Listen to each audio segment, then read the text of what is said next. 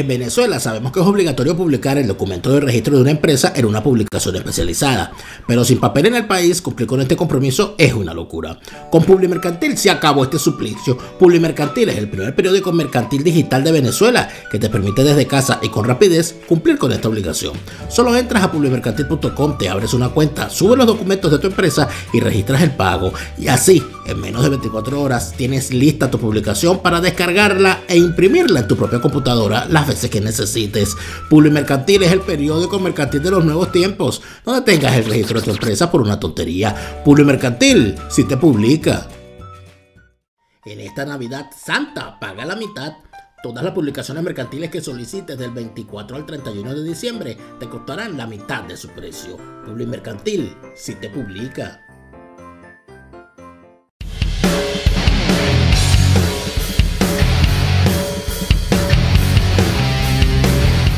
Este programa es presentado por Al Pan Pan y Al Vino Vinostrum.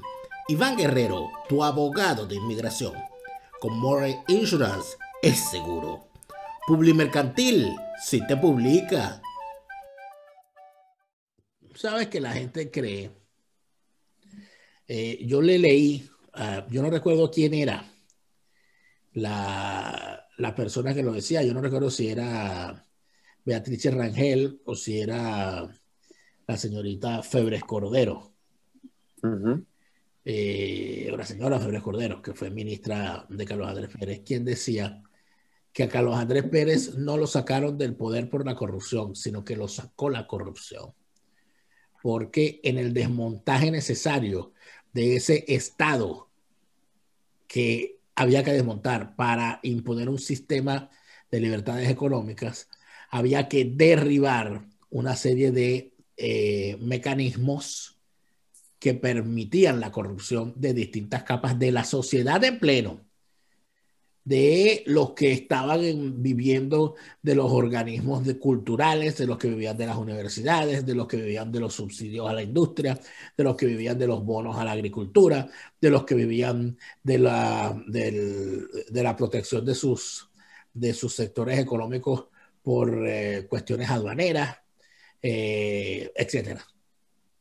Decía esta persona que cuando el gobierno de Carlos Andrés Pérez decidió que había que liberalizar la economía y empieza a derribar todos esos asuntos, todo el mundo empezó a sentir que le estaban pisando un callo y por cada callo pisado se empezó a alarmar esa gran conjura que se consigue se alinean y ocurre aquella conjunción peor que la de Saturno con Plutón que acabamos de ver ahora, ¿no? O sea, Saturno con Júpiter que acabamos de ver ahora, donde entra el resentimiento de los parásitos del dinero del Estado, el resentimiento militar por querer gobernar a como diera lugar el país y el resentimiento de los desplazados políticos durante 40 años.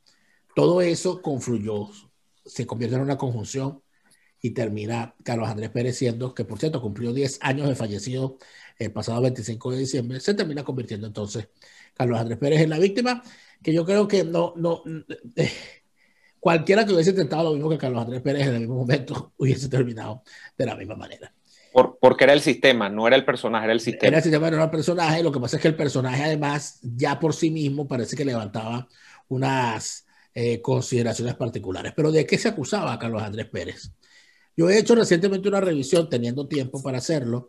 He hecho una revisión de entrevistas, de declaraciones, de posturas personales y colectivas de grupos políticos de la época durante el segundo gobierno de Carlos Andrés Pérez hasta el momento de su caída.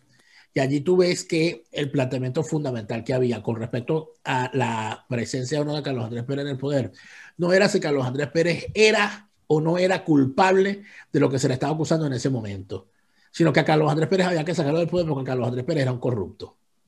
O sea, Carlos Andrés Pérez tenía, habían construido de él una fama de corrupto que él se negó de alguna manera a enfrentar y a desmentir por aquello de que quien no le pare a eso porque eso es mentira.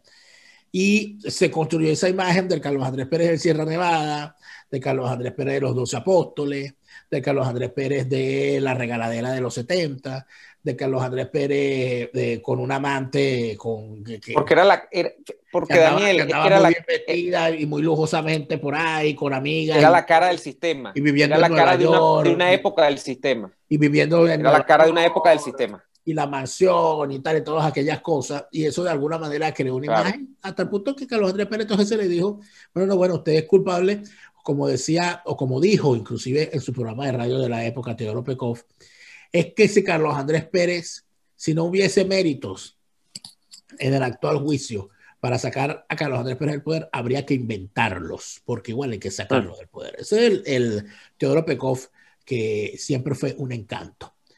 Entonces, cuando tú ves esas cosas y llegas aquí al día de hoy, ¿en dónde estamos?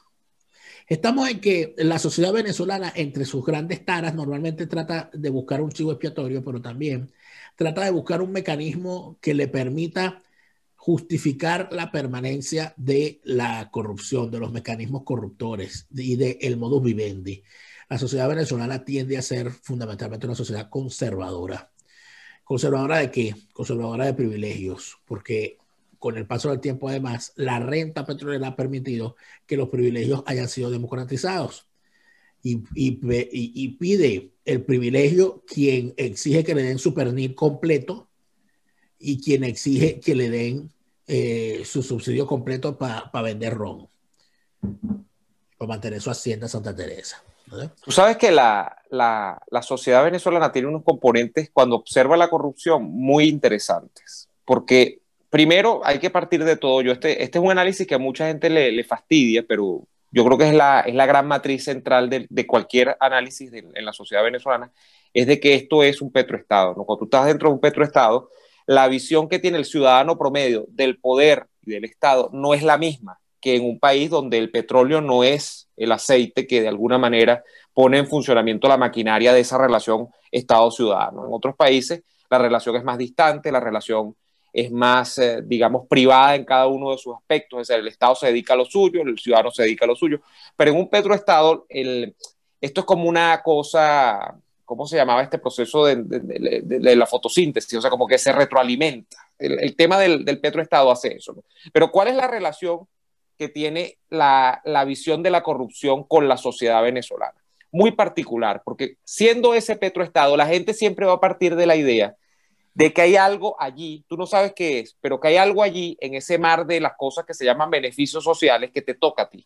Porque si el Estado es rico, si el Estado recibe dinero por el que no ha trabajado, porque la gente sabe que ese dinero no se ha trabajado, aunque haya inversión en el campo petrolero, es decir, aunque el Estado como figura de Estado haga inversiones para la mejora de los taladros, para la mejora de los balancines, lo que sea para extraer el petróleo, de que mejore los procesos petroquímicos para sacar mejores productos del petróleo, realmente el petróleo está en la tierra, no lo ha trabajado el Estado. Entonces, esa visión está allí.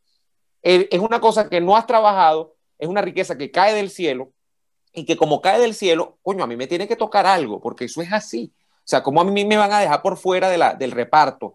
Al final de cuentas es un gran reparto la película. Entonces, es un gran reparto, siempre vas a partir de que me toca algo. Pero fíjate, entonces, es un gran reparto. Como se sabe que el Estado es rico, Daniel, como se sabe que el Estado es rico, se sabe que quienes manejan el Estado son personas que pueden estar muy cercanas a la corrupción, porque claro, bueno, una cosa donde hay tanto real. Pero el planteamiento, cuando tú aterrizas y entras en lo que ha sido el experimento del gobierno interino, esa cosa, ese fósil andrajoso, convertido ya en un amasijo de estupideces, que no hay ni por dónde agarrarlo.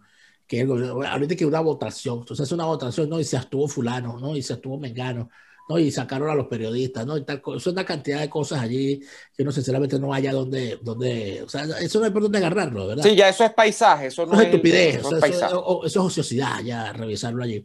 ¿Qué ocurre? Bueno, que entonces hay la primera justicia que tenía en su fila a Luis Parra, a José Brito, y que mantiene aún en sus filas a Juan Carlos Caldera, del cual estamos seguros que es corrupto, porque lo vimos recibiendo billeticos en sobres por parte de un enviado de Wilmer Ruperti, y que mantiene en sus filas, actuando como si nada, a Eudoro González de Llán, hermano del delincuente internacionalmente solicitado Leonardo González de Llán, esos tipos son militantes de Primero Justicia. Pero entonces Primero Justicia dice que el gobierno interino no ha actuado con la suficiente transparencia porque en Voluntad Popular no han sacado a Freddy Superlano, cosa que es cierta, no lo han sacado. Y lo intentaron exonerar de su participación en una cantidad de hechos delictivos. Porque el señor Freddy Superlandro es un delincuente. Es un delincuente, y eso lo sabemos. Pero Julio Borges también es un delincuente. Julio Borges es uno de los mayores delincuentes que ha visto la política de estos años. Porque tú no me vas a decir a mí que tú eres el Papa. No, bueno, el Papa sí, el Papa es otro delincuente, pero tú no me vas a decir a mí que tú eres de la Madre Teresa de Calcuta y vas a tener al lado un delincuente de la categoría de Eudoro González de Llam, de la categoría de José Gregorio Correa, de la categoría de José Brito, de la categoría de Luis Palma. O sea, algo anda mal contigo. Algo anda mal contigo si tú pides que te beatifiques y tienes esa partida de delincuentes a tu alrededor, de que los estuvieras reformando, y si los estás reformando te salió bastante mal la reforma.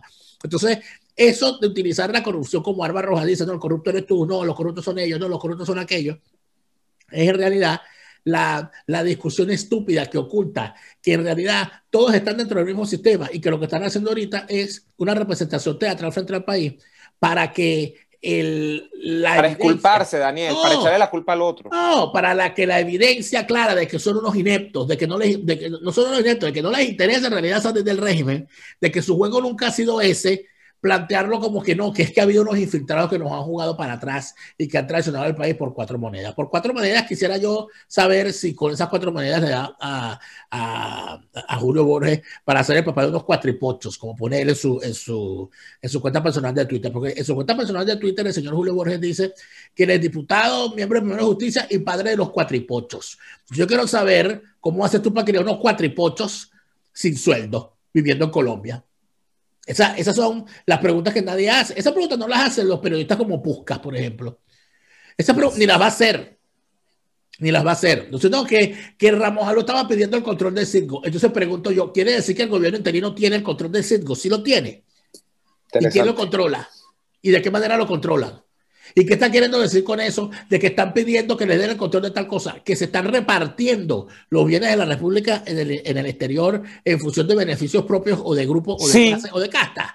Daniel, tú y yo sabemos. Se lo están diciendo al país y pretenden que el país acuda impertérrito a todas estas estupideces. Después que le dijeron a unos imbéciles que fueran a participar en una consulta de mierda donde le preguntaron a la gente lo mismo que le ha preguntado todos estos años. Para nada. Para seguirlos engañando, para seguirlos pero uno le dice esto a la gente y se molesta. Mira, tú y yo sabemos. Mira, a mí no me importa que se molesten. Mira, tú y yo sabemos cómo se maneja el tema de las cuotas dentro de la oposición. Yo no voy a hablar del chavismo porque el chavismo todos sabemos cómo son las cosas, ¿no? Pero dentro de la oposición hay gente que todavía piensa que, por ejemplo, para el tema Citgo, para el tema monómeros, para el tema de cualquier empresa o activo del Estado venezolano, porque es el Estado venezolano que esté en el exterior, se toma en cuenta a los mejores. Y eso no es, en la mayoría de los casos, lo cierto. Lo cierto es que en la mayoría de los casos, estas decisiones se producen de la siguiente manera. Hay una mesa donde se sientan los cabezas de los partidos, que ya no será real porque muchos están fuera del país, entonces ya es por Zoom, lo que sea. Y esas mesas o esas cabezas de los partidos, lo que agarran es que proponen un sistema de cuotas. No, a ti te tocan 2 miembros del directorio, a ti te toca 1. Ah, bueno, no, si me aflojas 1 en Citgo, yo te doy 1 en monómero. Esas son las cosas. La gente cree que no, la gente cree que esto, llegas tú y te dice, bueno, vamos a buscar al ingeniero tal, que es el más calificado. Habrá en algunos casos un nombre que se colea, afortunadamente, y para beneficio de inventario de la gente, un nombre calificado. Pero la mayoría de los casos de estas decisiones son estrictamente políticas, y son políticas por cuotas, Daniel. Así de sencillo. Donde esas cuotas generalmente lo que hacen es cuidar el negocio para familias de los partidos. Está bien, los tipos han hecho un reparto de nombramientos, pero hay que decir también la verdad completa. ¿Verdad que estúpidos como estos periodistas de tu vaso ni siquiera se detienen a analizar? Porque es que ni siquiera los revisan. Los nombramientos que se han hecho en PDVSA, en SIGO y en todos los demás, sobre todo los que se han hecho en los Estados Unidos. El monómero es otra cosa, porque el monómero está en Colombia. Y bueno, las cosas son a la latinoamericana, a la Barranquilla. En el caso de Citgo, en el caso de los que se encuentra PDVSA en los Estados Unidos, han tenido un grave problema, que han tenido que nombrar gente calificada. gente que pueda manejar el asunto. Y es allí donde se encuentran los partidos que no tienen gente calificada para gobernar y para encargarse de situaciones como esa. Y uno lo sabe, pero cuando tú revisas los nombramientos que han hecho de verdad, los nombres, para empezar no te aparece ningún político. Y si aparece referencialmente como doctor, como organizador de planificación de la acción política del gobierno interior con tal, que es una figura decorativa, porque quienes llevan el día a día siguen siendo allí los técnicos, gracias a Dios, y por eso las empresas siguen ahí a flote y siguen siendo bienes de la República. ¿Qué es lo que yo siento aquí con todo esto? Lo que yo siento aquí con todo esto es que el gobierno interino terminó siendo, sin duda alguna, y creo que se ve de forma clara y precisa en lo que ha sido en lo que ha sido estos 2 años. Para empezar, como el gran fracaso de la sociedad venezolana en entender la trampa en la que a la que ha sido sometida durante todos estos años. Aquí a mí me decepciona cuando yo veo a medios de comunicación, a periodistas, analistas, ciudadanos, etcétera, hablando en términos políticos frente al chavismo, porque pareciera que 22 años no han sido suficientes para darse cuenta de que el chavismo es una organización criminal que no se le puede enfrentar a través de acciones políticas y que quien esté utilizando acciones políticas, sean cuales sean, para enfrentarse a esa organización criminal es porque o desconoce el carácter de esa organización o porque está actuando bajo complicidad. Cuando yo veo a gente que dice, no, porque sobre todo estos dirigentes de la izquierda domesticada, de la gente de la causa R, la gente de eso que alguna vez fue el MAS y esa cosa, no, que hay que buscar, o sindicalistas independientes. Tenemos que construir la cuestión para ir a un paro general y con un paro general. Bueno, eso es una acción política, caballero. Usted con una acción política usted no va a salir del régimen.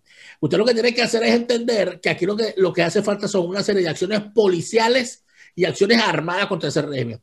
Pero es que yo estoy en Venezuela, yo no puedo decir eso. Entonces no digas un coño, cállate, no estorbes.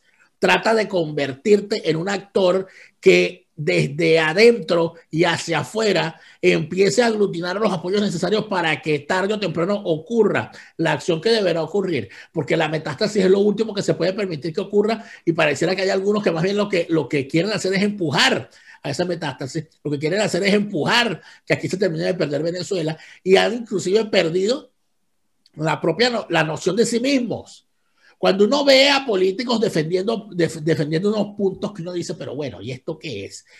¿Y esto qué es? ¿No? Son unos tipos defendiendo la continuidad tal, infinita, al infinito, bla, bla, bla, etcétera. Y uno dice, bueno, pero, y tú te preguntas, ¿pero para qué? ¿Para qué? O sea, es que hemos caído en una inercia. La inercia es que tú ves el planteamiento. Yo me leo todo el comunicado, por ejemplo, lo que estamos comentando en la primera parte de la reforma del estatuto. Ajá, ¿para qué? O sea, todo tú lo que me estás proponiendo, más transparencia, le reacondicionamos las funciones a Guaidó, le quitamos el consejo el centro de gobierno, o sea, le quitamos a Leopoldo de encima y lo mandamos a Leopoldo para su casa con sus chamos y con su esposa, lo que sea.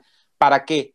Para pedir elecciones libres a la comunidad internacional, transparentes, libres, plurales, holísticas, gluten free. O sea, estamos en lo mismo, estamos en la misma trampa, estamos en el mismo cuento, estamos dentro de una propuesta que de suyo es irrealizable.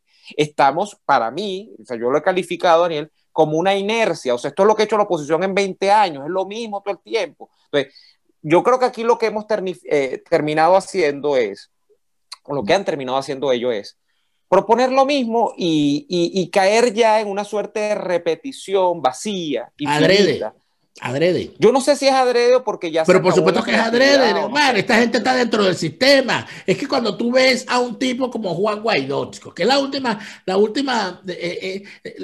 gran evidencia. O sea, son unos tipos que tenían un discurso antes y que tuvieron otro discurso durante y hoy en el después tienen otro completamente distinto. Pero además de eso, tenían un estatus económico antes y el de hoy es un estatus económico completamente distinto. De una gente que no puede responderte de qué vive. Una gente que no puede responder de dónde saca el dinero. Una gente que no puede responder quiénes son los grandes donantes privados que han permitido que ese gobierno interino se mantenga con viajes, con ropa, con agendas, con viajaderas, con despliegues, etcétera, etcétera. O sea, cuando tú tienes algo como eso y además le sumas que todo aquel que ha estado involucrado en escándalos de manejo de dinero irregular, durante el gobierno interino se mantienen en su cargo, llámese Sergio Vergara, llámese Freddy Superlandro, llámese, son inamovibles. Son inamovibles. Entonces, ¿qué terminó ocurriendo aquí? Fíjate tú. Yo en determinado momento entendí que por los elementos que tenía a la mano, que el gobierno interino se había convertido o fue una jugada para reacomodar el sistema. Una jugada de actores del sistema para reacomodar el sistema, donde podía o no estar al tanto de eso Juan Guaidó y algunos de sus involucrados, como podía estar al tanto como no, como podía no estarlo. ¿Y qué se buscaba con ese reajuste? Bueno, reacomodar el asunto, porque ya va, tú no te puedes quedar con todo. Esa es la jugada corrupta venezolana. No, tampoco tú te vas a quedar con todo, aquí hay que repartir la cosa como es. Entonces, ¿cómo se hace el reajuste? Bueno, vamos a buscar, vamos a revisar desde que arrancó el gobierno interino hasta este momento que está ya en su fenecimiento, vamos a buscar quiénes estaban, dónde estaban y dónde están ahora. Vamos a hacer esa revisadita. Número 1, ¿quién cayó? ¿Quiénes cayeron en medio de esto? Bueno, cae Tarek El Aissami de la primera línea, donde tenía poder económico y poder político. Era vicepresidente ejecutivo. Se lo pegan, luego que piden dinero por su cabeza, acusándolo de ser nada más y nada menos que un capo de narcotráfico. Allá rodó. Queda con su poder económico, porque el señor se entiende que es un agente fundamental de los mecanismos de legitimación de capitales que trabajan con estas organizaciones radicales terroristas islámicas. Pero salió de la vicepresidencia ejecutiva. Okay, rodó. Sí, claro. Sí. ¿Quién más rueda en medio de todo esto? Bueno, rueda en estos 2 años, o mejor dicho, asciende al poder, a un tipo distinto de poder, los hermanos Rodríguez. Yo creo que una de las grandes consecuencias del gobierno interino fue la emergencia de los Rodríguez como factor de poder en sí mismo. No ya como siendo parte del grupo de fulano de Mengano. No. Es que ya los hermanos Rodríguez son una tendencia interna dentro del chavismo. Donde está una vicepresidenta ejecutiva y donde está el otro, que entiendo que quedó diputado y ahora se rumora que inclusive podría ser él el presidente de la Asamblea Nacional. Entonces, pero séalo o no, es el principal vocero, es el hombre al que se le confía la vocería porque tiene las características psicopáticas y criminales necesarias para ser quien, por supuesto, se hable a nombre de esa organización criminal que es el chavismo. Tienes además la salida, fíjate tú, ¿no?, de la primera línea de otros personajes. Pedro Carreño salió de la primera línea. Más nunca se vio, de hecho. Vielma Mora salió de la primera línea. Más nunca se vio. Bueno, uno que se murieron, ¿no? Y que no volverán, claro, obviamente. Pero la emergencia de Héctor Rodríguez, que se encuentra ahorita en la gobernación de Miranda. No, la supuesta continuidad de Maduro, sí, es el gobernador de Miranda. Todavía es gobernador de Miranda, o se lanzó la Asamblea. Claro, ese es el supuesto proyecto de continuidad de Maduro. Claro, pero que era el proyecto fundamental al cual apostaban los grupos vinculados al arco minero y a los bonos de la deuda que capitaneaba Osvaldo Cisneros, que murió este año también. Tienes a uno que salió completamente, Elías Jagua, fuera. Elías Jagua está completamente fuera. Y era uno de los pesados antes. Salió el negro Chourio. También. Rodó. Lo despacharon. Acaba de salir. Vladimir Padrino se ha mantenido allí en una posición con muy mayor discreta. Fuerza y acaba de salir y no sabemos por cuánto tiempo, porque ya lo hemos visto resucitar, Néstor Reverol. Se ha mantenido, que fundamentalmente es Diosdado Cabello. Acaban de sacar a Reverol. Acuérdate que Reverol lo sacaron se mantuvo hasta hace nada. Y el otro, el que se veía como el posible gran jefe de esos muchachos, los 4 jefes, que era Rodríguez Torres. Negro Chourio, también desapareció en este periodo. Emerge una figura extraña, demagógica, radical, hablachenta, pantallérica, como de comiquita, a encargarse del CEO fan, que es este sujeto Ceballos Machazo, que uno no Hichazo. Sí, y Machazo también. Como Juan Carlos Barri, el Machazo. Sí, el Machazo, que entonces asume esas poses y todas esas posiciones de G.I. Joe y tal. Y uno dice, bueno. Sí, viene en el paquete, viene con su traje de campaña, tú le cambias el traje. Sí, entonces es una cosa que tú dices, bueno, y este monigote, este hijo de Chávez, ¿de qué célula está conformado? Entonces, bueno, ahí ya tú ves, ¿hubo o no hubo una recomposición? La hubo. Y en la oposición falsaria y prostibularia, ¿qué hubo? ¿Quiénes caen? Bueno, una purga gigantesca. Para empezar, se adivina el parpadeo de las luces que a lo lejos van marcando el retorno de Enrique Capriles Radonqui. Por ahí está todavía. Quien al parecer ha asomado la posibilidad de regresar a la gobernación de Miranda. No extrañaría. Por allí me soplaron eso. ¿Ok? Ajá. Tienes la desgraciada circunstancia de Leopoldo López regado por el mundo pidiendo que le den real. Es el Mandela venezolano. Para gestionar la crisis humanitaria. El Mandela bancario. En Venezuela, un gran sinvergüenza, un delincuente colosal. Él sacó el cálculo de cuánto valía un refugiado en Siria o sirio, y él dice que el venezolano. No, es terrible, ¿verdad? Increíble las posiciones de Leopoldo López en este momento. Además de eso, con otra particularidad que no puedes dejar de lado, que el discurso que tiene Leopoldo López es un discurso que es dirigido exclusivamente a los no venezolanos. Leopoldo López ha decidido ignorar el peso que sus opiniones y palabras tengan sobre el público venezolano, porque al fin y al cabo él está hablándoles a los que tienen dinero en el mundo para Venezuela, poniéndose él como ejemplo de que él puede ser el que gestione todo eso. Entonces, eso es lo que nos ha dejado este interino. Mira, y un gran caído es Ramos Alup en esta pelea. Ha terminado en una posición más que discreta.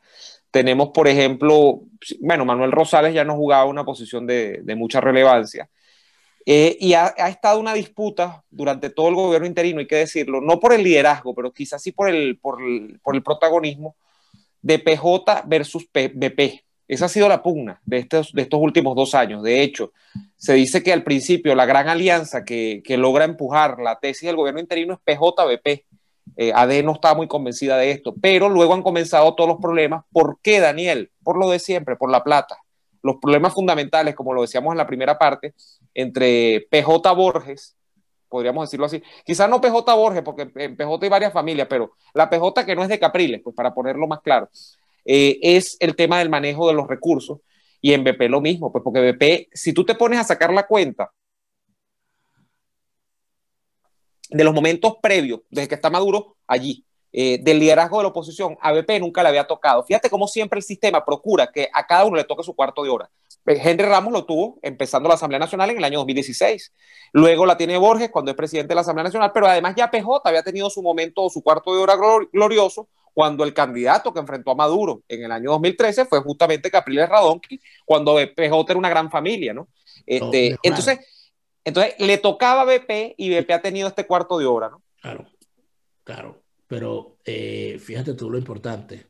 ¿Tú crees que esa oposición falsaria y prostibularia del equipo A, que es el equipo de Guaidó, es decir, los que dicen que hay continuidad y que ellos son los verdaderos opositores y que llamaron a la abstención en las últimas elecciones, ¿tú crees que esa gente te aguanta otras elecciones sin participar?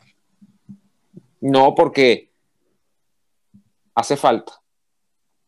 Y porque ya los partidos clientelares cuáles son, y las bases de esos partidos te van a decir, mira, la militancia tiene hambre y hasta cuándo vamos a estar nosotros en esta política. ¿Somos un partido? ¿Somos qué? Hay que participar porque eso es lo que sabemos nosotros. Por ejemplo, ¿quién va a administrar los recursos que se le van a mandar a las gobernaciones? Bueno, ¿quiénes van a gestionar esos recursos? Los diputados que estén en la Asamblea Nacional. En tal sentido, Barreto Sila, gobernador de Anzoátegui, Alfredito Díaz, gobernador de Nueva Esparta, Lady Gómez, gobernadora del Táchira, y Ramón Guevara, gobernador de Mérida, los 4 adecos, tendrá que contar con los diputados que tiene del partido de Bernabé Gutiérrez en la Asamblea Nacional. Eso es una realidad. Y tendrá, además de eso, Bernabé Gutiérrez que contar con ellos como gobernadores para poder decir que tienen un partido que tiene gobernadores y tiene además una fracción parlamentaria. ¿Qué es lo que aquí puede terminar ocurriendo? ¿Qué es lo que aquí va a jugar? ¿Qué es lo que aquí termina? Ya para ir cerrando.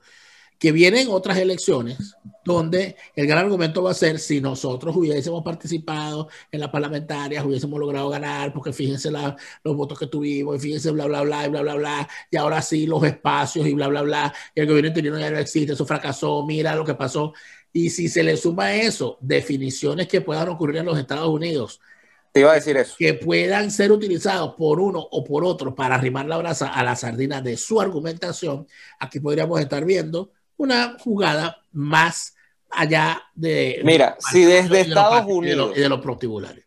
Si de los Estados Unidos y de la Unión Europea tú comienzas a ver por efecto cansancio, por efecto inercia, un giro dentro de la posición, así sea sutil, es decir, oye, porque ya comienzan a salir los análisis, que son reales, pues los análisis son reales, lo que pasa es que la conclusión no es real. ¿Cuál es el análisis que tú ves en los medios internacionales, en algunos? Columnas de opinión, análisis de situación que se hace.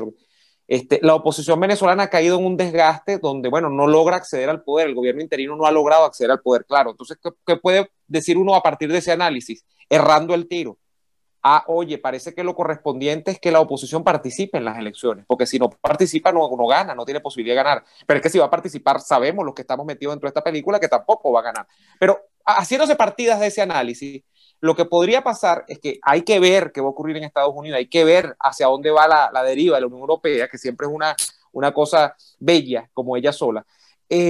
Podría decirse acá adentro, Daniel, mira, ya la comunidad internacional nos está asomando que sí, que bueno, que nos va a tocar defendernos solos y que hay que participar en las elecciones porque no queda de otra. Yo creo que hay mucha oposición que está esperando eso de cara a este próximo año con las elecciones de gobernadores. Sería muy lamentable, ¿no? Hay mucho en el 2021. Hay eventos electorales en buena parte de Europa. Los eventos electorales en Europa siempre son sorpresivos en los países porque independientemente de que sean comicios municipales o comicios regionales o comicios nacionales, siempre pueden inclinar la balanza a favor de una u otra tendencia. Estamos en medio de una pandemia, no olvidemos eso, que también está limitando las acciones de muchos y probablemente aquí el 2021 termine siendo un año donde se pueda prever menos de lo que se pudo prever el año pasado, porque nosotros para esta fecha, en el 2019, nosotros el tema no era el coronavirus, era un chiste. Hasta bien entrado marzo fue que aquí la cosa empezó a verse delicada. ¿Qué viene para nosotros en el 2021? Mira, yo espero que no sea leve en comparación con el 2020, como leve ha sido esta ñapa que se ha acabado. Esta es la última ñapa del año 2020, Leomar Hernández. Oye, por fin, pana, se acaba este año de mierda, que yo estaba obstinado ya. Nosotros el año que viene, es decir, el próximo fin de semana venimos con otro fin de político y con otra ñapa.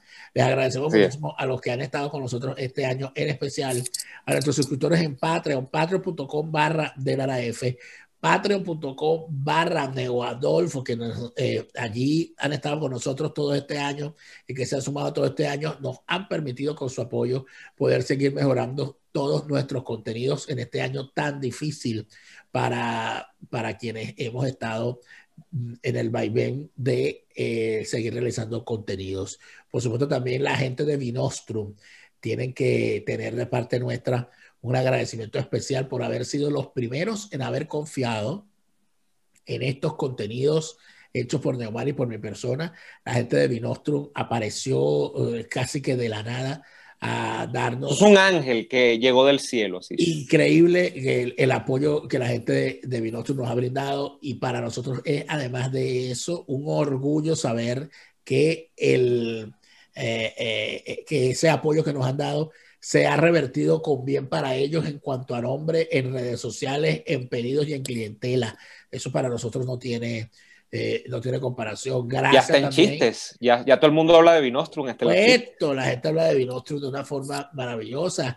Hay que también agradecerle a la gente de Publimercantil, quienes se convirtieron en aliados nuestros al finalizar este año y con una novedosísimo emprendimiento para empresarios y comerciantes venezolanos y para abogados en materia mercantil dentro de Venezuela con respecto a las publicaciones obligatorias que por ley deben hacer, y publimercantil.com ha tenido la osadía de convertirse en aliados comerciales nuestros para beneficio nuestro, para beneficio de ellos y para beneficio de sus usuarios. Nosotros, por supuesto, no podemos hacer otra cosa que agradecerles todo ese apoyo este año. Quiero nombrar a los que estuvieron con nosotros en vivo en este último programa del año. Estuvo con nosotros el amigo Tagliaferro, Jorge. Estuvo Joaquín Lombardi, siempre presente y siempre consecuente, al pie del cañón.